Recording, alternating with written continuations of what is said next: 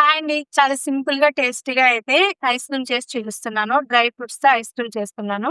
ఒక్కసారి మీరు గూడా ట్రై చేయండి. బయట ఐస్ క్రీమ్‌లు అయితే పిల్లలకి అస్సలివ్వద్దు. ఇంట్లోనే చాలా సింపుల్‌గా అయితే ట్రై చేయండి. ముందుగా అయితే నేను కొంచెం బాదం పప్పు, కొంచెం జీడిపప్పు, ఒక 4 పలుకుల వరకు పిస్తా పలుకులైతే తీసుకున్నాను. స్టవ్ ఆన్ చేసుకొని, స్టవ్ పైన ఒక కళాయి పెట్టుకొని,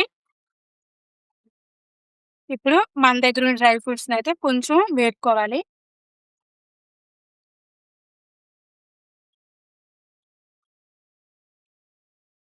ఇంకా బాదం పప్పులు కొంచెం వేగిన తర్వాత అయితే జీడిపప్పు అయితే యాడ్ చేసుకుంటున్నాను. ఇవి కూడా కొంచెం కలర్ చేంజ్ అయ్యే వరకు వేసుకోవాలి. లేదంటే ఐస్ క్రీమ్ అనేది పచ్చి పచ్చిగా ఉంటది. అంత టేస్ట్ అయితే అనిపియదు. అందుకని చెప్పేసి నేనైతే డ్రై ఫ్రూట్స్‌ని వేపేసి తీసుకుంటున్నాను. లేదంటే మీరు డ్రై ఫ్రూట్స్ వేపకుండా ఇలా మిక్సీ పట్టేసైనా తీసుకోవచ్చు. హ్మ్. ఇంకా ఈ మాత్రం కలరొస్తే సరిపోతుంది. ఇవైతే ఇప్పుడు ఒక పక్కన తీసుకుంటున్నాను.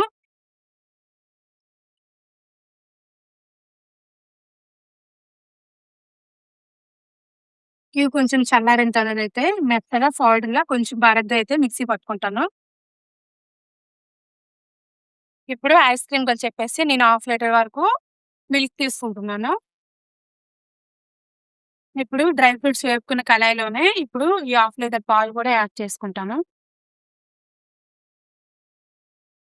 ఇంకా మిల్క్ అయితే ఇలా బాయిల్ అవ్వాలి. నేను 500 ఎంఎల్ వరకు తీసుకున్నాను.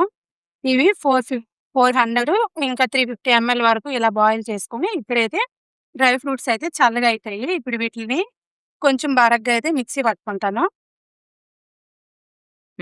డ్రై ఫ్రూట్స్ మిక్సీ పట్టుకున్నాం కదా! మరుగుతున్న ఈ పాలు అయితే యాడ్ చేసుకుంటాము.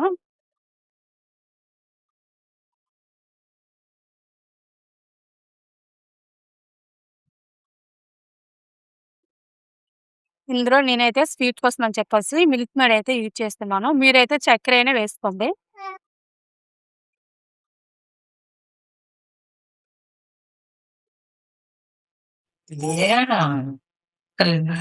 ఒక 2 టేబుల్ స్పూన్ వరకు చక్కెర అయితే వేసుకుంటున్నాను.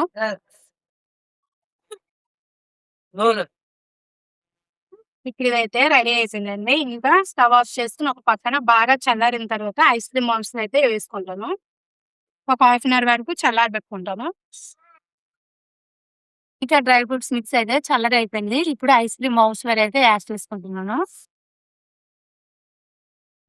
ఒక చిన్న గరిటె సహాయంతో అయితే ఇందులో యాడ్ చేసుకోండి. ఇంకా ఐస్ క్రీమ్ మౌల్డ్స్ అన్నీ ఇలా ఫుల్ చేసుకుంటున్నాను.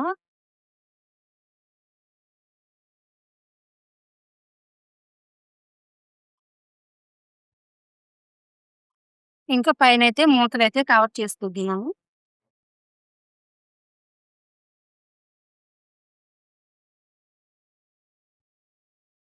ఇంకా ఇప్పుడైతే ఐస్ క్రీమ్ మౌల్డ్స్ అన్ని ఫుల్ చేసుకున్నాను కదా! డీప్ ఫ్రిడ్జ్‌లో అయితే ఒక 8 అవర్స్ వరకు పెట్టుకుంటాను. తర్వాతైతే చూపిస్తాను ఐస్ క్రీమ్ ఎలా రెడీ అయ్యిందో.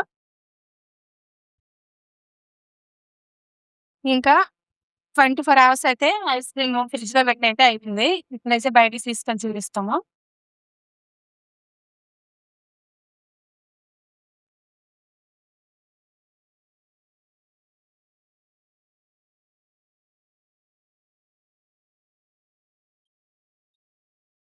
ఇప్పుడే ఐస్ క్రీమ్ మౌల్డ్స్‌ని అయితే ఇలా వాటర్‌లో డిప్ చేసుకొని తీయాలి.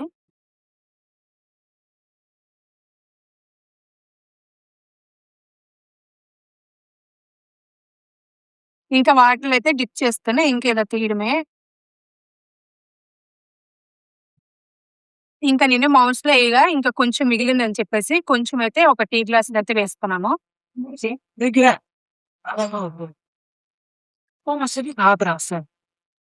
ఓకే.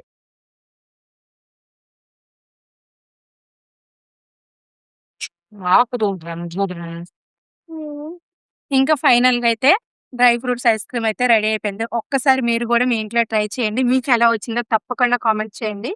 వీడియో నచ్చితే ప్లీజ్ లైక్ చేయండి. కొత్తగా ఛానెల్ చూస్తున్నట్లయితే ప్లీజ్ సబ్స్క్రైబ్ చేసుకోండి. Bye bye.